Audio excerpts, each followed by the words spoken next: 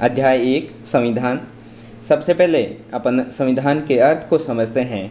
जैसे बड़े समाजों में अलग अलग समुदायों के लोग साथ रहते हैं, वहाँ नियमों को आम सहमति से तय किया जाता है। आधुनिक देशों में यह सहमति आमतौर पर लिखित में होती है या जिस दस्तावेज में लिखी जाती है उसे संविधान कहा जाता है। अर्थात किसी भी देश में कानूनों और नियमों का संग्रह जिसके अनुसार देश की शासन व्यवस्था चलती है संविधान कहलाता है। संविधान के कौन कौन से लक्षण हैं?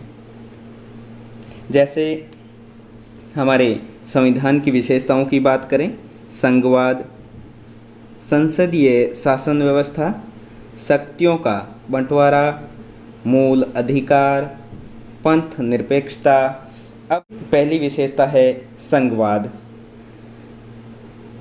संघवाद से आशय है किसी भी देश के भौगोलिक क्षेत्रों को विभिन्न भागों में बांट दिया जाता है और जो शक्तियाँ होती है एक स्तर पर एकीकृत न रख के उन शक्तियों को नीचे के स्तर पर भी बांटा जाता है। उन्हें भी कानून बनाने का अधिकार दिया जाता है।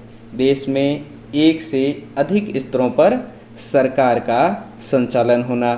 जैसे अपने भारत की बात करें तो अपने देश में केंद्र स्तर पर अलग सरकार होती है, राज्य स्तर पर अलग होती है और हमारे त्रिस्तरीय व्यवस्था के तहत पंचायती राज व्यवस्था को भारत में लागू किया गया। ये संघ का मतलब होता है राज्यों और केंद्र और निम्न स्तर की सभी सरकारों द्वारा मिलजुल कर शासन संचालित करना। चलिए अगली अपने संविधान की विशेषता देखते हैं। संसदीय शासन पद्धति। भारत में शासन की संसदीय व्यवस्था को अपनाया जिसके तहत सरकार की प्रत्येक स्तर पर प्रतिनिधियों का निर्वाचन वयस्क मतदाताओं के द्वारा किया जाता है। भारत में केंद्र स्तर पर कानून निर्माण के संबंध में सबसे बड़ी संस्था संसद है जिसके 2 सदन होते हैं, लोकसभा व राज्यसभा।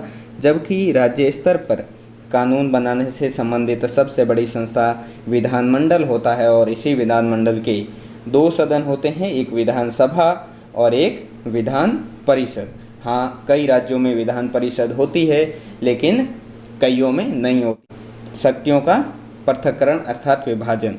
हमारे देश में शासन व्यवस्था के 3 अंग हैं। कौन कौन से? एक विधायिका अर्थात व्यवस्थापिका, एक कार्यपालिका, तीसरी न्यायपालिका।